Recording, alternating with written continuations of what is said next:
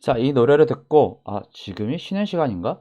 혹은 점심시간인가? 라는 생각이 든다면 오늘 수업을 들으시면 아마 이해할 수 있을 겁니다.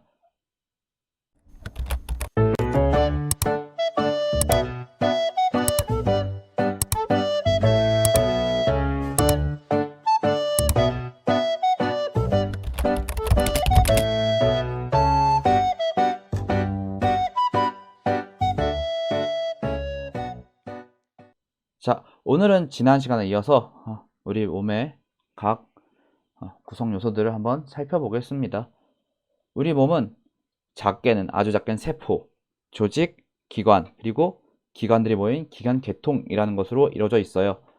기관계통에는 우리 몸을 움직이는 데 관여하는 근육계, 신체를 지탱하고 보호하는 골격계, 자극을 전달하고 반응을 일으키는 신경계, 병원체로부터 몸을 보호하는 면역계, 호르몬을 분비하는 내분비계, 생식을 담당하는 생식계, 양분을 소화해 흡수하는 소화계, 그리고 여러가지 물질을 온몸을 운반하는 순환계, 기체를 교환하는 호흡계, 마지막으로 노폐물을 걸러 몸 밖으로 내보내는 배설계 등이 있습니다. 아마 우리는 이 중에서 골격계, 신경계, 그리고 소화계, 순환계, 호흡계, 배설계를 아마 알아보게 될 거예요. 먼저 골격계부터 알아보자고요. 뼈, 몸을 지지하고 무기물을 저장합니다. 피를 생산하죠. 피가 어디서 생산되는데요? 네, 이 골수라는 곳에서 피가 생산됩니다. 우리 뼈를 단면을 잘라보면 이렇게 여러 가지 구멍들이 나 있는데 이걸 골수라고 하고요. 거기서 피가 생산됩니다. 자, 뼈와 뼈 사이 관절에서 완충작용을 해주는 걸 우리 연골이라고 불러요. 그리고 뼈와 뼈를 연결하는 것을 우리 인대라고 부릅니다. 골격계는 그리고 이 뼈, 인대, 연골, 그리고 힘줄, 뼈와 근육을 연결하는 힘줄까지 이렇게 구성되어 있습니다. 이어서 신경계통을 알아볼 건데요. 신경계통은 뇌와 척수로 이루어져 있는 중추신경계와 감각신경과 운동신경으로 이루어진 말초신경계가 있어요. 그러니까 뇌와 중추신경이 뭐 하는 것이냐? 명령을 받아들이고 감각을 어떤 신호를 받아들이고 그거에 대해서 명령을 내리는 곳이라고 생각하면 되고요. 말초신경계는 뭐냐? 감각을 어떤 자극에 대해서 감각을 느끼고 혹은 명령에 따라서 운동하는 그런 곳이라고 보시면 되겠습니다. 예를 들어 감각기관에서 자극이 왔다. 감각신경에서 자극이 왔다. 그럼 이게 신경계통을 쭉 이어서 와가지고 중추신경계에서 판단을 해요. 그래서 예를 들어 따끔했다라고 하면은 이제 그 따끔한 정보를 가지고 옵니다. 그럼 중추신경계에서 이제 보다가 얘 모기가 물었구나.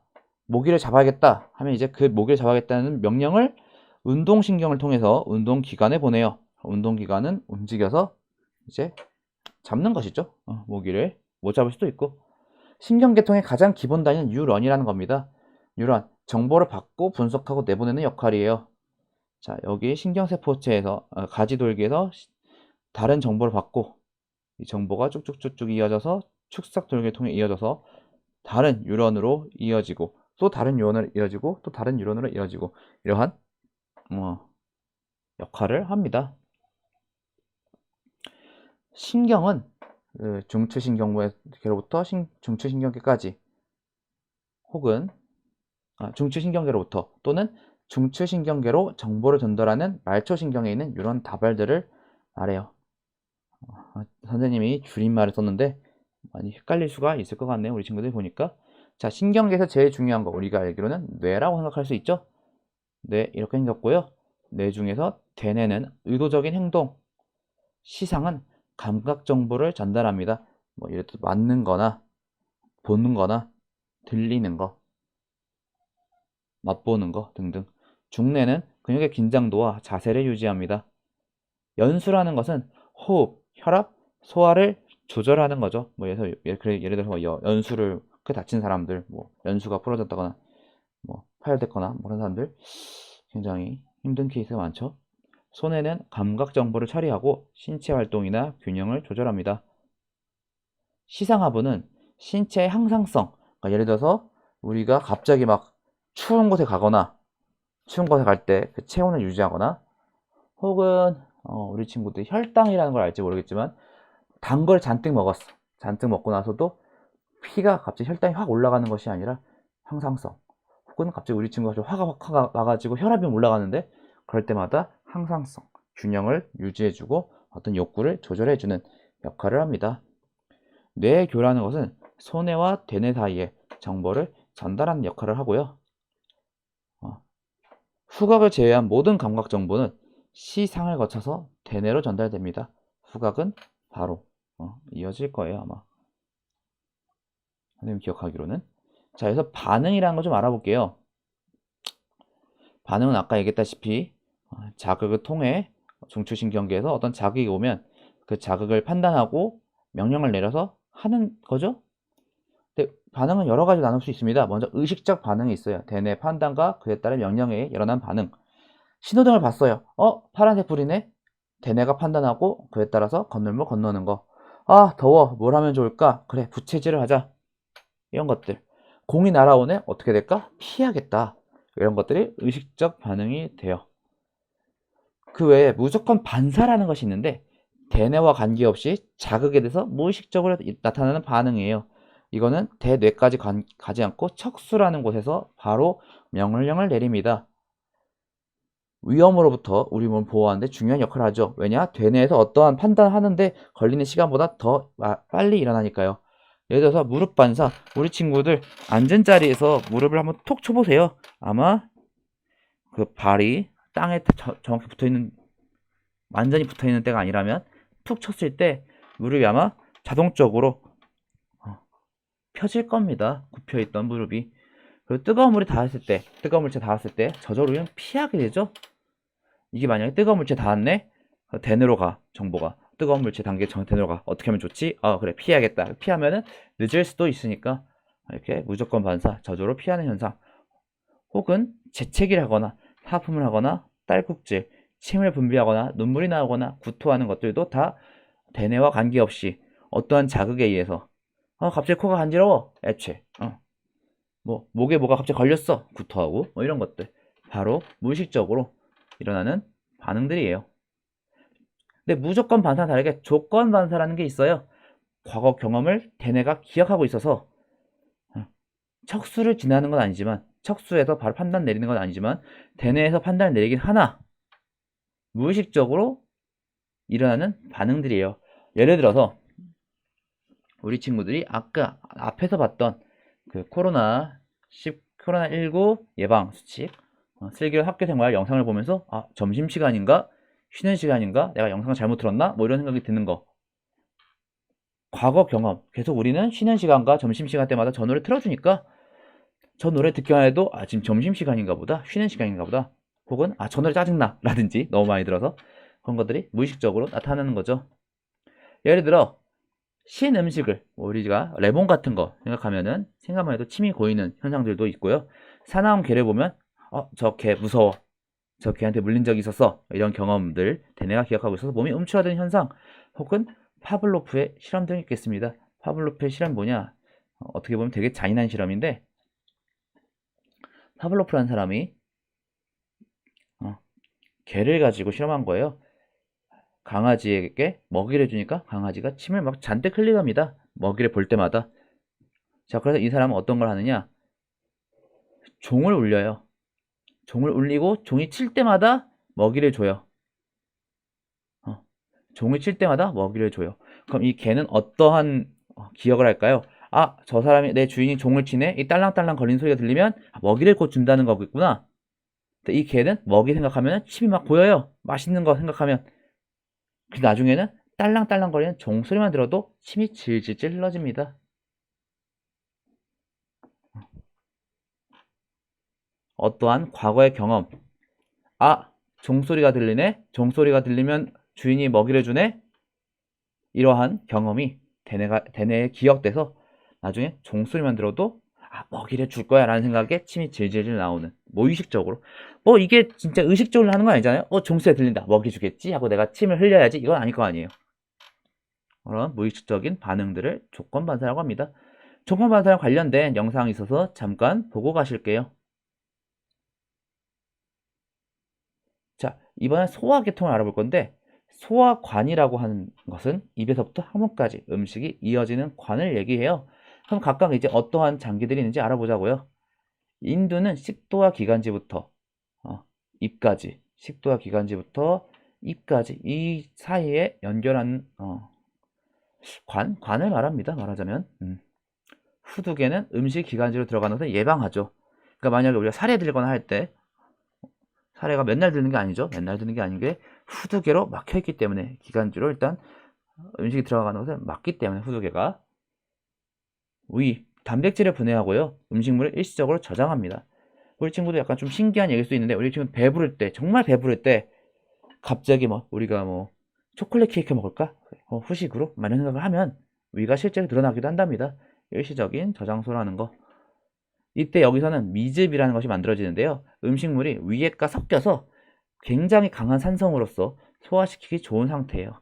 하지만 굉장히 강한 산성이기 때문에 우리 친구 산성 옛날에 배웠는지 초등학교 때 배웠는지 모르겠지만 약간 조금 위를 쓰리게 하거나 우리 친구들 자꾸 더러운 얘기해서 그렇긴 한데 구토를 하게 되면 막 쓰죠. 강한 산성이 역류해서 그래요. 간에서는 담즙이라는 걸 생성합니다. 영양소와 혈액의 저장소이기도 하고 노폐물을 처리한 후에 신장에 배출할 수 있는 상태로 만드는 정류장이에요. 맞아, 우리 몸에 가장 안 좋은 물질들을 걸러서 처리할 수 있도록 걸러주는 정류장이다 생각하면 될 것 같아요. 그래서 담즙은 뭐냐? 탄수화물과 지방의 소화를 돕는 소화액을 말합니다. 쓸개는 이 담즙을 저장하고 농축하는 곳이에요. 근데 만약에 이때 담즙이 과도하게 농축돼서 딱딱하게 굳게 되면 또 위험해질 수 있는데 걔를 담석이라고 하고요. 우리 친구들 가끔씩 담석을 제거한다 이런 얘기 들어보셨을지 모르겠네요. 선생님은 가끔씩 듣기도 하는데 담석을 제거한다 의학 드라마나 혹은 병원에서 이런 얘기 듣기도 하는데 이때 이 담석이 바로 쓸개에서 저장하는 그 담즙이 과도하게 농축된 거다. 이자는 소화를 돕고요. 강한 산성인 미즙을 아까 그 위액과 음식물 섞여 있는 그 소화시키기 좋은 그게 아주 강한 산성이라고 했죠. 근데 강한 산성이면 또 그런 대로 또 쓰고 또 깎아 먹을 수 있기 때문에 속을 깎아 먹을 수 있기 때문에 중화시키는 완충액을 생성합니다. 십이지장은 이자, 간, 쓸개에서 분배된 소화액이 모이는 곳이고요. 소장은 영양소의 대부분을 흡수하고 미즙이 대장으로 넘어가는 흐름을 조절합니다. 여기서 하나 실수했네요. 12지장 우리 친구들 보이는 화면에서 여기에 해당하죠. PPT 만들 때 약간 졸았나봐요. 이때 미즙이 대장으로 넘어가는 흐름을 조절하는 근육을 우리는 관략근이라고 부릅니다. 우리 친구들 굉장히 친숙한 단어일 것 같은데 관략근은 미즙이 대장으로 넘어가는 흐름을 조절하는 근육이다. 대장은 노폐물을 압축시켜서 대변을 생산하고요. 마지막으로 항문에서 대변이 나오는 거죠. 배설계통 한번 이어서 보겠습니다. 신장, 콩팥이라고도 하는데요. 노폐물과 재활용 물질을 정류하는 곳이에요. 소변을 생산하고요. 그러니까 다시 걸러질 거는 거르고, 그러니까 예를 들어서 진짜 쓸모없는 건 다 걸러내고, 만약 그 중에서도 물이 섞여 있네? 그럼 물은 좀 진짜 근데 물이 좀 섞여 있는데 우리 몸에 물이 좀 필요해. 그럼 물은 다시 흡수하고 이런 식으로 정류하는 작용을 합니다.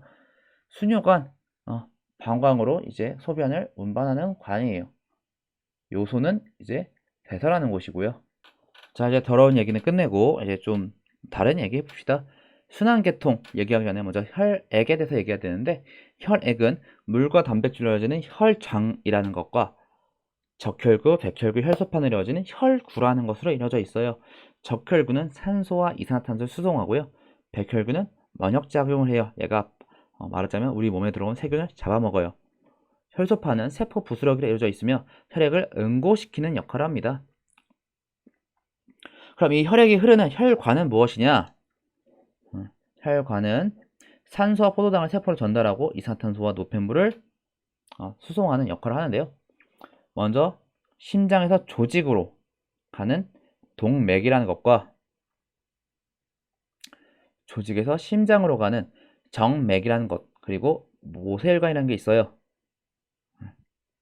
모세혈관에서는 산소와 포도당이 혹은 이산화탄소, 노폐물, 산소와 포도당을 주고 이산화탄소와 노폐물을 받거나, 여기서는 지금 그러고 있는데 이산화탄소와 노폐물을 주고 산소와 포도당을 받는 그런 역할들이 이루어집니다.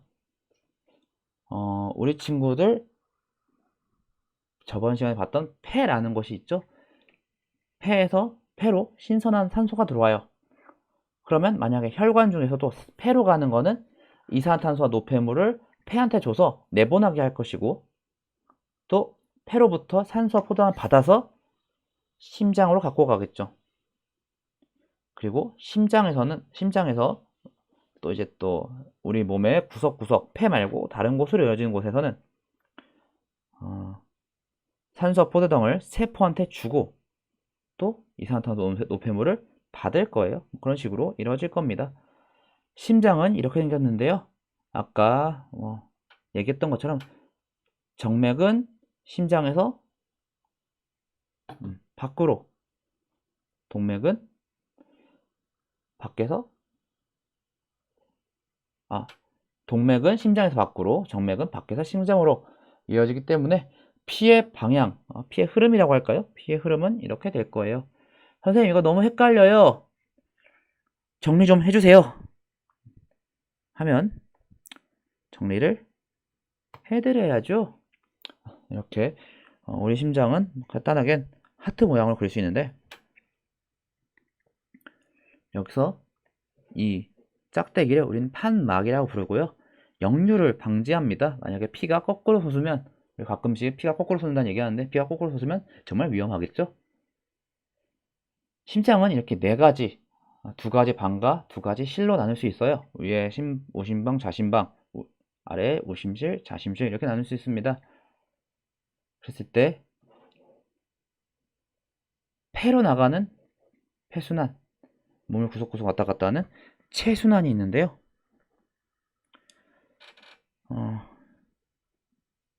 지금 그림이 살짝 애매한데,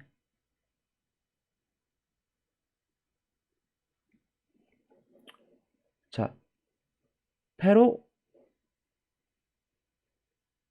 살짝 우리 친구들 이해하기 어려울 수 있는데, 피는 어떻게 가느냐, 이 파란색 쪽으로 가서 폐를 만나고요, 폐에서 이쪽으로 이렇게 갑니다. 그러니까 이 위에가 폐순환이에요. 이 파란색 줄이 아니라. 순간 선생님도 그림을 갑자기 순간적으로 보니까 헷갈렸는데, 이 위에가 폐순환, 이 밑에가 체순환이 되겠어요.